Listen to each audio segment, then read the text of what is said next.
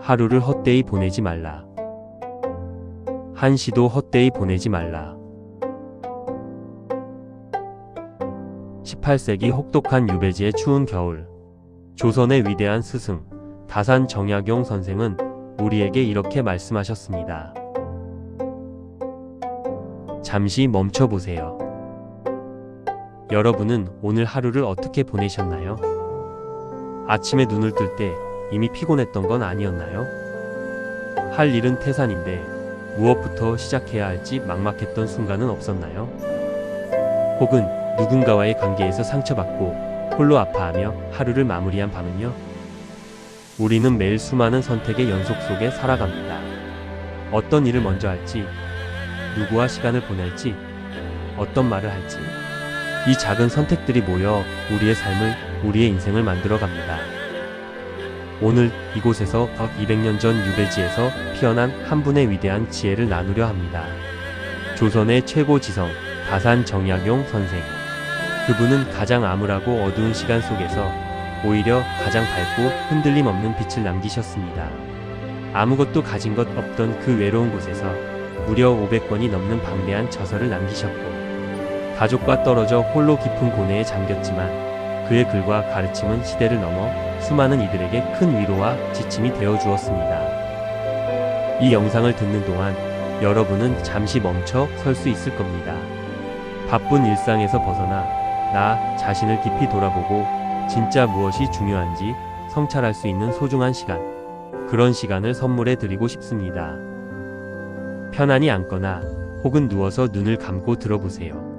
다산 정약용 선생의 따뜻하고 흔들림 없는 가르침이 여러분의 마음을 깊이 어루만져 줄 것입니다.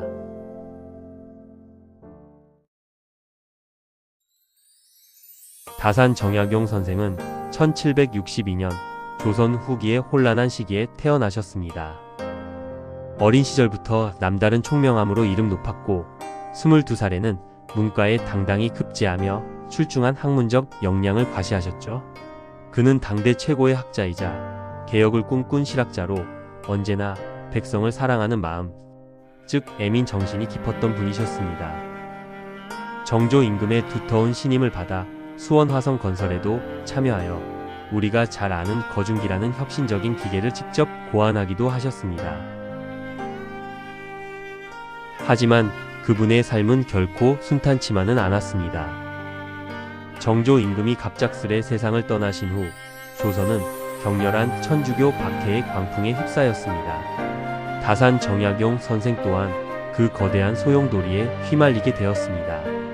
깊은 신앙심을 가졌던 그의 형님 정약종은 순교하셨고 선생 자신도 결국 유배형을 받게 됩니다. 41살 한 인간으로서, 학자로서 가장 왕성하게 활동해야 할 나이에 정든 고향과 가족을 뒤로하고 멀고 먼 유배지로 떠나야 했습니다. 서울에서 수백 리 떨어진 전라도 강진에서 그는 무려 18년이라는 길고 긴 시간을 보내셨죠. 59살이 되어서야 비로소 집으로 돌아가실 수 있었으니 인생의 황금기를 유배지에서 보내신 겁니다. 가족을 향한 사무치는 그리움, 억울하고 참담한 마음이 얼마나 크셨을까요? 선생이 두 아들에게 보낸 편지들을 보면 그 절절한 그리움이 고스란히 느껴집니다. 너희들 얼굴이 보고 싶구나. 건강하게 잘 지내고 있느냐? 하지만 선생은 그 고통의 시간을 결코 낭비하지 않으셨습니다. 오히려 그 시간 속에서 위대한 저술들을 완성하며 자신의 정신을 더욱 단련시키셨습니다. 유배는 하늘이 내게 준 공부할 시간이다. 선생은 역경을 원망하지 않고 오히려 배움의 기회로 삼으셨습니다. 그는 유배지라는 가장 열악한 환경 속에서 오히려 학문과 성찰에 깊이 몰두하셨습니다. 낮에는 백성들을 가르치고 밤에는 촛불 아래 붓을 들어 하루도 쉬지 않고 글을 쓰셨죠. 새벽같이 일어나 밤늦게까지 학문에 정진하며 결국 500권이 넘는 방대한 저서를 완성하셨습니다. 그중 백미라 할 수 있는 목민심서는 백성을 다스리는 관리가 진심으로 백성을 사랑하고 섬겨야 함을 역설한 책입니다. 총 48편으로 이루어진 이 책에는 백성의 삶을 더 낫게 만들고자 하는 그의 간절한 마음이 고스란히 담겨 있습니다. 또한 나라를 올바르게 다스리는 법을 담은 경세유표, 공정한 법의 집행을 이야기하는 흥흥신서 등 이 모든 저작들은 백성의 삶을 이롭게 하고자 하는 그의 숭고한 정신에서 우러나온 것들입니다. 정약용 선생의 지혜는 결코 책상 위의 추상적인 이론이 아니었습니다. 가장 힘들었던 유배의 삶을 통해 몸소 증명해 보인 살아있는 가르침 그 자체였습니다. 가장 절망적인 순간에도 포기하지 않고 오히려 더 깊이 탐구하고 성찰하셨던 분, 모든 것을 빼앗긴 유배지에서 오히려 가장 풍요롭고 위대한 정신세계를 일구어내신 분, 오늘 우리가 함께 나눌 지혜는 바로 그러한 위대한 삶에서 샘솟은 것입니다.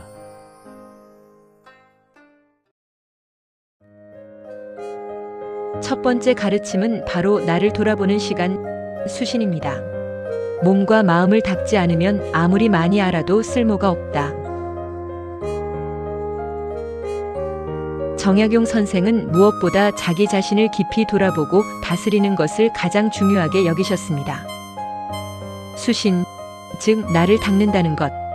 이것은 단순히 도덕적으로 바르게 사는 것만을 의미하지 않습니다. 매일 내면의 마음을 들여다보고 오늘 내가 한 행동과 생각을 겸허하게 되돌아보는 것입니다. 선생은 매일 자성록이라는 일기를 쓰셨다고 합니다.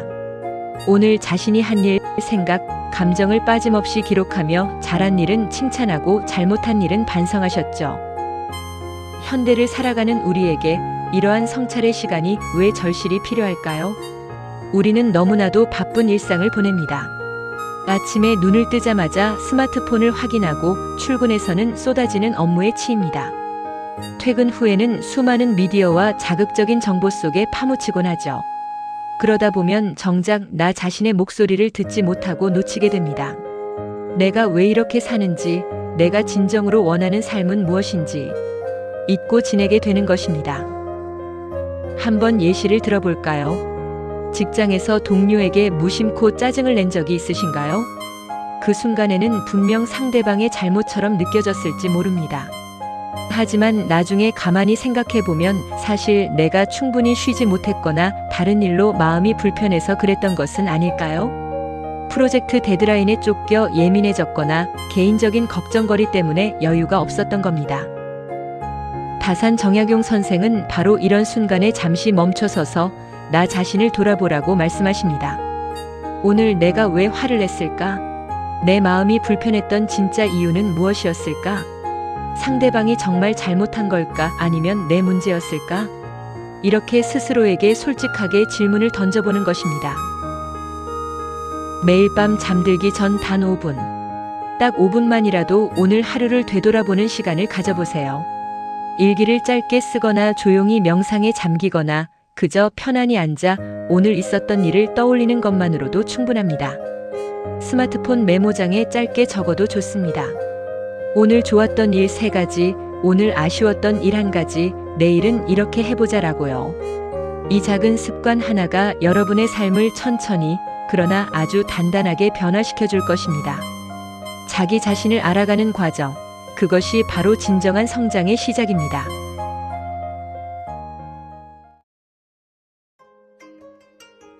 두 번째 가르침은 바로 시간을 아끼는 지혜입니다.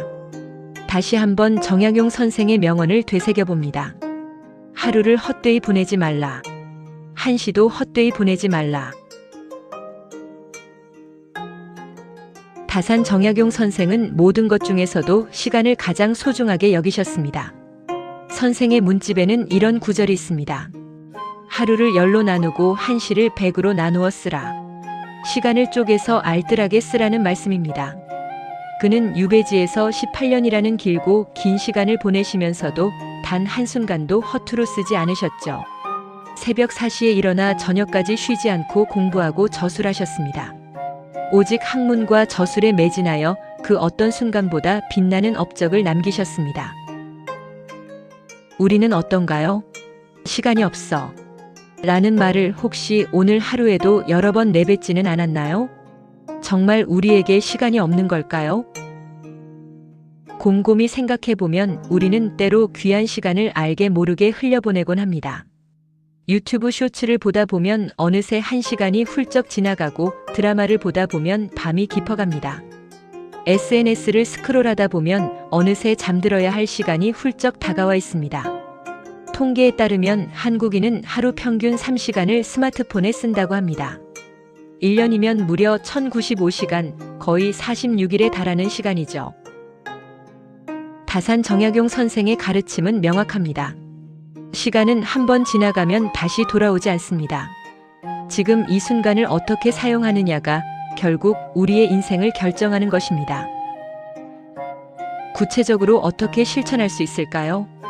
출퇴근 시간에 스마트폰만 보고 있지는 않으신가요? 그 시간에 오디오북을 듣거나 새로운 지식을 주는 팟캐스트 혹은 교육 유튜브 영상을 들어보세요. 하루 왕복 2시간이라면 1년에 500시간을 확보하는 셈입니다. 500시간이면 새로운 외국어 하나를 배우기에도 충분한 시간입니다. 점심시간 30분 매일 같은 이야기만 나누는 대신 일주일에 한두 번은 혼자 조용히 산책하며 생각을 정리하는 시간을 가져보는 것은 어떨까요? 걸으면서 듣는 음악 한 곡, 스쳐가는 바람. 그것만으로도 오후를 더 상쾌하게 시작할 수 있습니다. 잠들기 전 침대에서 스마트폰을 보는 대신 책을 단 한 페이지라도 읽어보세요. 하루 10페이지라면 한 달에 한 권, 1년이면 12권의 책을 읽을 수 있습니다. 작고 사소해 보이는 시간들이 모여 어느 순간 거대한 변화를 만들어냅니다. 다산 정약용 선생은 그렇게 18년 유배 기간 동안 500여 권의 위대한 저서를 완성하실 수 있었습니다. 하루하루의 작은 실천이 역사에 남는 업적을 만들어낸 겁니다.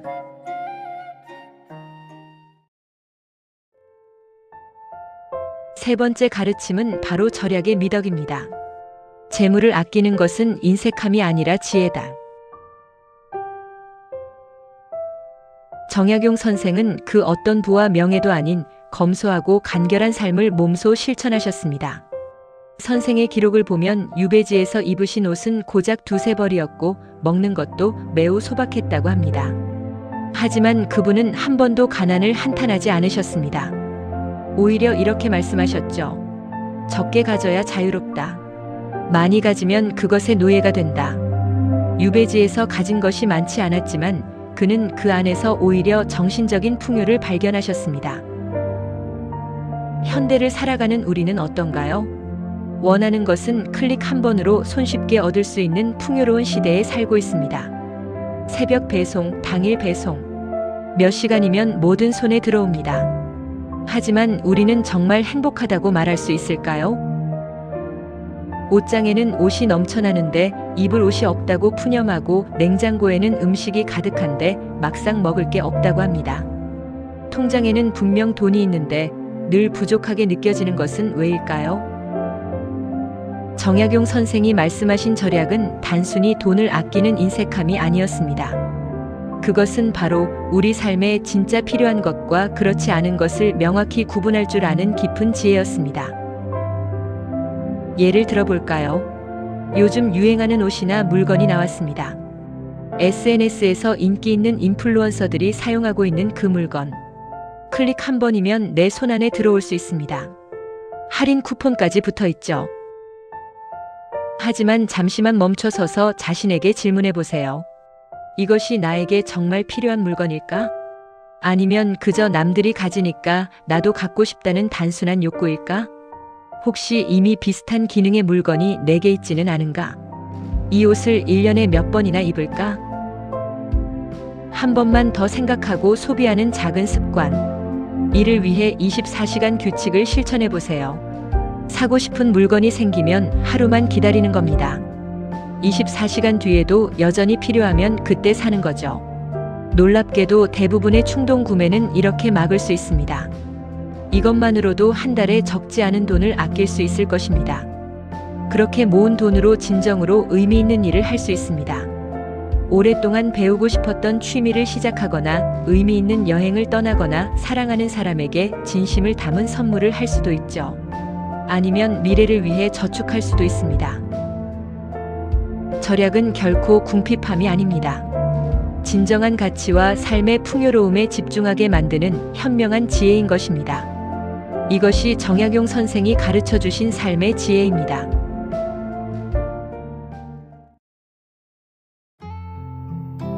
네 번째 가르침은 관계의 지혜입니다. 사람을 대할 때는 그의 장점을 먼저 보라. 다산 정약용 선생은 사람을 대하는 마음에 대해서도 많은 가르침을 남기셨습니다. 선생은 목민심서에서 이렇게 쓰셨습니다. 사람에게는 모두 장점이 있다. 그것을 찾아 키워주는 것이 지도자의 역할이다. 특히 상대방의 장점을 먼저 바라보라는 말씀이 깊은 울림을 줍니다.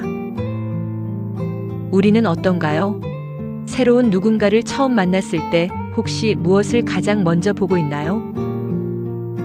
안타깝게도 우리는 때로 타인의 단점을 먼저 발견하곤 합니다. 저 사람 말투가 좀 거슬리네. 옷 입는 센스가 좀 부족해 보여. 성격이 지나치게 예민한 것 같아. 자기 이야기만 하네. 이렇게 단점에서 시작된 관계는 깊어지기 어렵습니다. 이미 상대방에 대한 좋지 않은 편견이 우리 마음속에 자리 잡았으니까요. 우리 뇌는 그 편견을 확인하는 정보만 계속 찾아냅니다. 하지만 정약용 선생은 정반대의 길을 가르치십니다. 상대방의 장점을 먼저 찾아보고 인정하라고 말이죠. 예를 들어 직장 동료가 있습니다. 일 처리는 매우 꼼꼼하지만 업무 속도가 다소 느린 편입니다. 마감이 임박하면 우리는 답답함을 느낄 수도 있습니다. 단점만 본다면 그저 느린 사람일 뿐입니다. 하지만 장점을 먼저 본다면 어떨까요? 이 사람은 실수가 거의 없구나. 디테일을 놓치지 않는구나. 신뢰할 수 있는 사람이겠다. 라고 생각하게 됩니다. 그렇게 보면 그 사람에게 가장 적합한 일이 보입니다. 중요한 계약서 검토, 정확해야 하는 데이터 분석. 그런 일에는 이 사람이 최적입니다. 오랜 친구가 있습니다. 가끔 말이 너무 많아서 피곤하게 느껴질 때도 있습니다. 이야기가 길어지면 듣기 힘들 때도 있죠. 하지만 다르게 생각해보면 그 친구 덕분에 늘 모임 분위기가 밝고 즐겁지 않나요? 어색한 순간에 대화를 이어가는 능력도 탁월할지 모릅니다. 상대방의 장점을 먼저 찾아보는 작은 습관 하나가 관계를 놀랍게 변화시킵니다. 상대방도 당신의 따뜻한 시선을 분명 느낄 것입니다. 아, 이 사람은 나를 있는 그대로 존중해 주는구나. 이 사람은 내 가능성을 믿어주는구나. 그러면 상대방은 자연스럽게 마음의 문을 열고 당신과의 관계는 더욱 깊고 신뢰할 수 있는 방향으로 발전하게 됩니다. 오늘부터 주변 사람들의 장점을 하나씩 찾아보는 연습을 시작해보세요.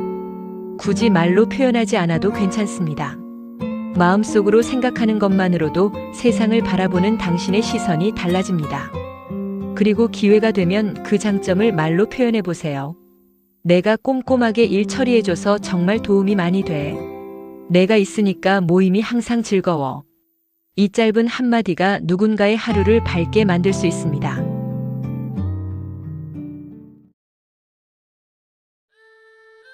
다섯 번째 가르침은 역경을 이겨내는 힘입니다. 어려움은 나를 단련시키는 스승이다. 다산 정약용 선생의 삶 자체가 역경과의 지난한 싸움이었습니다. 가장 꽃다운 41살의 유배를 떠나 18년이라는 긴 세월을 고향과 가족과 떨어져 지내야 했습니다. 59살이 되어서야 비로소 집으로 돌아가실 수 있었으니 인생의 황금기를 유배지에서 보내신 겁니다. 가족을 향한 사무치는 그리움, 억울하고 참담한 마음이 얼마나 크셨을까요? 선생이 두 아들에게 보낸 편지에는 너희들 얼굴이 보고 싶구나. 건강하게 잘 지내고 있느냐? 라는 절절한 그리움이 고스란히 담겨 있습니다. 하지만 선생은 그 고통의 시간을 결코 낭비하지 않으셨습니다. 오히려 그 시간 속에서 위대한 저술들을 완성하며 자신의 정신을 더욱 단련시키셨습니다. 선생은 이렇게 말씀하셨습니다. 유배는 하늘이 내게 준 공부할 시간이다. 역경을 원망하지 않고 오히려 배움의 기회로 만드신 겁니다. 우리 또한 살다 보면 예기치 않은 힘든 순간들을 마주하게 됩니다. 회사에서 원하지 않는 부서로 발령이 날 수도 있고 오랫동안 공들인 사업이 실패할 수도 있습니다. 때로는 사랑하는 사람과 헤어지는 아픔을 겪을 수도 있죠. 건강을 잃을 수도, 소중한 사람을 떠나보낼 수도 있습니다. 그러한 고난의 순간에 우리는 중요한 선택의 기로에 놓입니다. 이 어려움에 무너져 절망할 것인가, 아니면 이겨내고 더욱 강인해질 것인가. 다산 정약용 선생은 우리에게 단호하게 말씀하십니다. 모든 어려움은 우리를 더욱 성장시키는 소중한 기회라고 말입니다. 실제로 많은 심리학 연구 결과들도 이를 뒷받침합니다. 외상 후 성장이라는 개념이 있습니다. 큰 어려움을 겪은 후 오히려 그 전보다 더 성장하고 성숙해지는 현상이죠. 인간이 가장 크게 성장하고 배우는 시기는 편안하고 순탄할 때가 아니라 바로 역경과 고난을 헤쳐나갈 때라는 것을요. 한 가지 예를 들어보겠습니다. 회사에서 아무도 맡고 싶어 하지 않는 매우 어렵고 부담스러운 프로젝트를 맡게 되었다고 생각해 보세요. 해본 적 없는 분야, 빡빡한 일정, 까다로운 클라이언트까지. 처음에는 막막하고 두려움만 가득할 겁니다. 과연 내가 이걸 해낼 수 있을까? 실패하면 어떡하지? 하는 생각이 머릿속을 맴돌겠죠. 하지만 포기하지 않고 일단 시작해 봅니다. 하루하루 조금씩, 때로는 힘들고 지치더라도 묵묵히 나아갑니다. 모르는 부분은 배우고 도움이 필요하면 동료나 전문가에게 요청합니다. 실수하면 배우고 다시 일어섭니다. 밤을 새우기도 하고 스트레스에 잠 못 이루기도 합니다. 하지만 포기하지 않습니다. 그리고 마침내 어느 날 그 힘든 프로젝트가 성공적으로 마무리됩니다. 그때 우리는 스스로에게 놀라움을 금치 못할 겁니다. 내가 이런 엄청난 일을 해냈구나. 나한테 이런 능력이 있었네. 그 과정 속에서 당신은 예전과는 비교할 수 없을 만큼 크게 성장했습니다. 이전에 당신은 감히 상상도 못했던 일을 이제는 해낼 수 있는 더욱 단단하고 지혜로운 존재가 된 것입니다. 새로운 기술을 배웠고 문제 해결 능력이 생겼고 자신감도 훨씬 커졌을 겁니다. 삶의 어려움이 찾아왔을 때 다산 정약용 선생을 떠올려 보세요. 18년이라는 유배 생활의 고통 속에서도 500권의 위대한 저서를 쓰며 자신의 시대를 밝히신 그분을요. 아무것도 없는 곳에서 모든 것을 만들어내신 그분을요. 여러분도 할 수 있습니다. 이 어려움을 딛고 더 강해질 수 있습니다.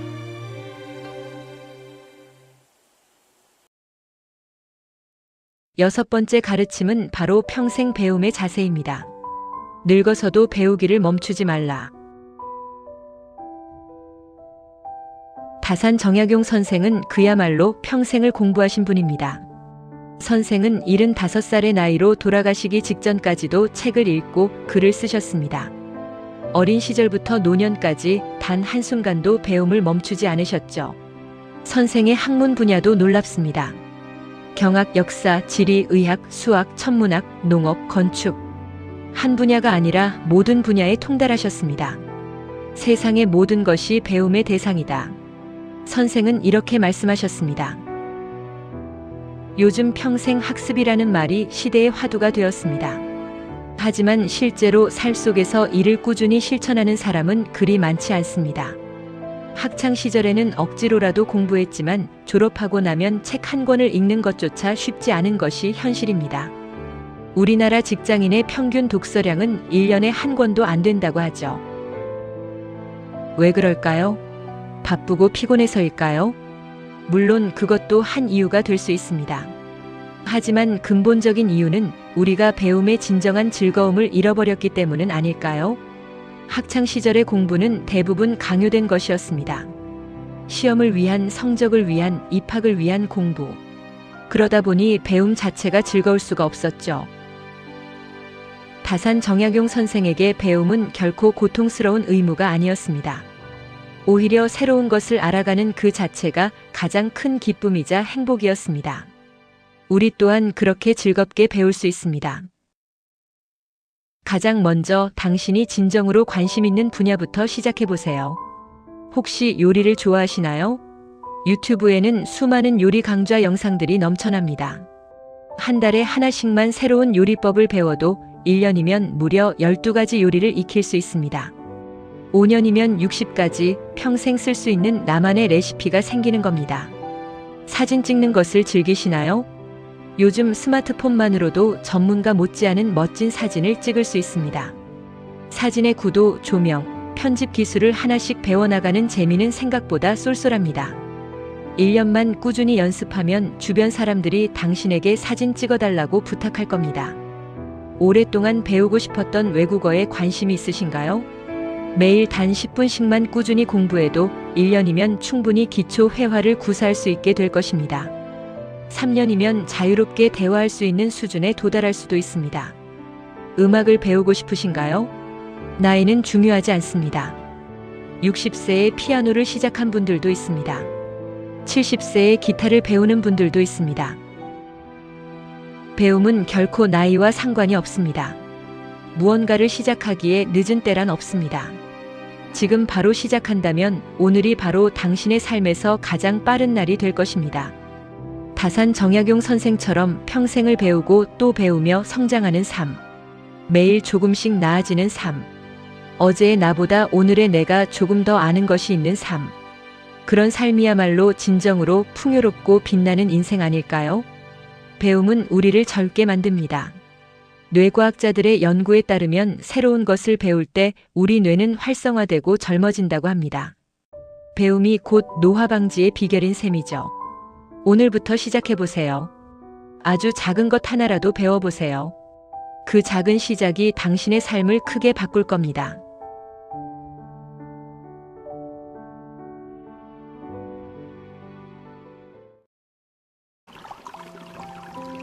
마지막 7번째 가르침은 바로 진실한 마음입니다. 거칠애보다 속마음이 중요하다. 다산 정약용 선생은 그 어떤 허례허식이나 꾸밈도 싫어하셨습니다. 선생은 목민심서에서 이렇게 쓰셨습니다. 관리가 백성을 위한다고 말만 하면서 실제로는 자기 이익만 챙긴다면 그보다 나쁜 것은 없다. 겉으로 화려하게 보이는 것보다는 그 안에 담긴 진실한 마음을 무엇보다 소중하게 여기셨죠.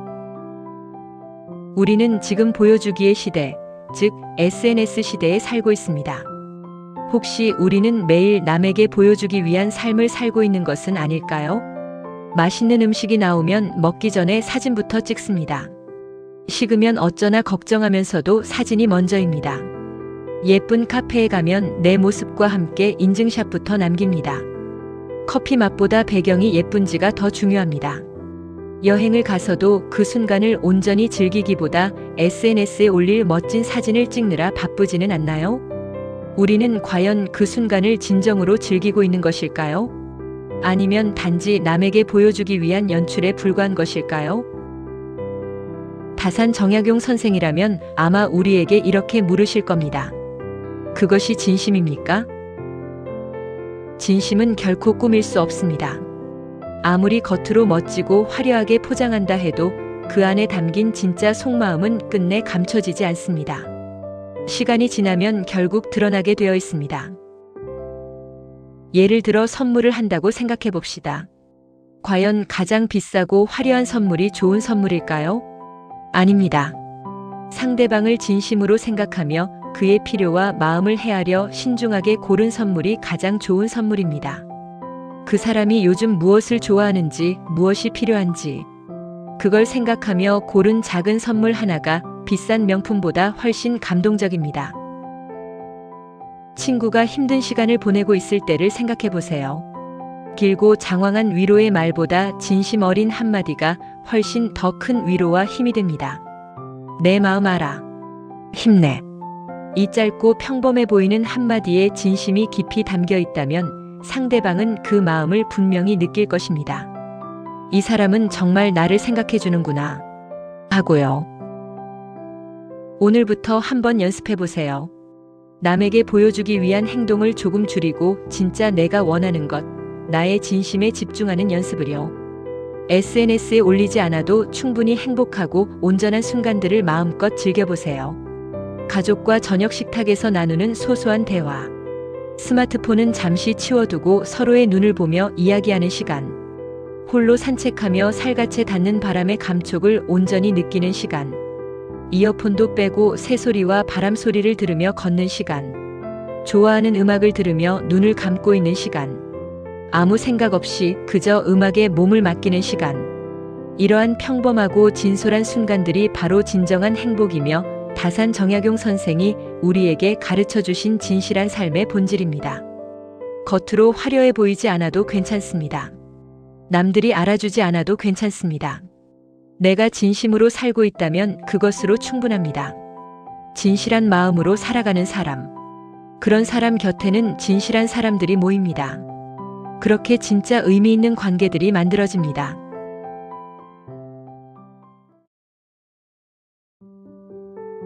오늘 우리는 다산 정약용 선생의 7가지 소중한 지혜를 함께 나누는 시간을 가졌습니다. 나 자신을 깊이 돌아보는 수신의 지혜. 흘려보내는 시간을 붙잡아 소중히 여기는 시간 활용의 마음. 진짜 필요한 가치에 집중하는 절약의 미덕. 타인의 장점을 먼저 보고 존중하는 관계의 지혜. 어떤 역경 속에서도 성장하고 단련되는 극복의 힘. 나이에 상관없이 평생 배움을 멈추지 않는 지속 성장의 자세. 그리고 겉모습보다 진실한 마음을 중시하는 진실된 삶의 태도. 이 모든 가르침의 중심에는 바로 한 가지 근본적인 질문이 담겨 있습니다. 우리는 과연 어떻게 살아가야 하는가? 에 대한 다산 정약용 선생의 진지하고 뜨거운 고민입니다. 다산 정약용 선생은 그 어떤 시대보다도 암울하고 힘들었던 자신의 유배 생활 속에서도 결코 희망의 빛을 잃지 않으셨습니다. 오히려 그 어둠 속에서 스스로 등불이 되어 수많은 사람들의 길을 밝혀주셨습니다. 아무것도 없는 곳에서 모든 것을 만들어내셨죠. 우리도 그럴 수 있습니다. 지금 당장은 너무나 작은 변화라고 느껴질지라도 오늘부터 이 가르침들을 매일 조금씩 실천하다 보면 언젠가 우리의 삶에 놀랍고 커다란 변화가 찾아올 것입니다. 정약용 선생도 하루아침에 500권의 책을 쓰신 게 아닙니다. 18년 동안 하루도 쉬지 않고 매일매일 한 줄 한 줄 써 내려가셨습니다. 여러분도 그렇게 할 수 있습니다. 오늘 밤 잠들기 전에 단 5분만 나 자신을 깊이 돌아보는 시간을 가져보는 것은 어떨까요? 오늘 하루 어땠는지, 내일은 어떻게 살고 싶은지, 내일은 시간을 아껴 쓸 한 가지 방법을 실천해 보세요. 출퇴근 시간에 오디오북 한 편, 잠들기 전 책 한 페이지. 이번 주에는 주변 사람의 장점을 하나 찾아 마음속으로 감사해 보세요.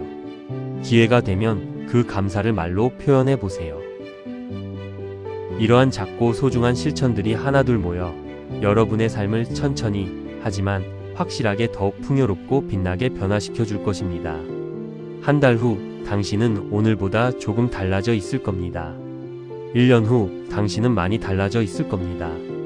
10년 후 당신은 분명 전혀 다른 더 멋진 사람이 되어 있을 겁니다. 하지만 그 위대한 변화는 바로 오늘 이 순간부터 시작됩니다. 다산 정약용 선생의 지혜가 여러분의 삶에 따뜻하고 영원한 등불이 되기를 진심으로 바랍니다. 힘든 순간에는 위로가 되고 헤맬 때는 방향을 가리키는 나침반이 되기를 바랍니다. 이 영상이 여러분의 삶에 작은 도움이 되셨다면 구독과 좋아요, 그리고 알림 설정으로 황희정승의 지혜롭지에 더 많은 지혜와 영감 가득한 콘텐츠를 만나보세요. 여러분의 따뜻한 응원과 관심은 더 좋은 영상을 만드는 큰 힘이 됩니다. 다음 영상에서는 또 다른 선현의 지혜를 가지고 찾아뵙겠습니다. 어떤 분의 이야기를 듣고 싶으신지 댓글로 남겨주세요. 편안하고 깊은 밤 보내시고 내일도 오늘보다 더욱 충만한 하루 되시기를 바랍니다. 오늘 하루도 수고 많으셨습니다. 감사합니다.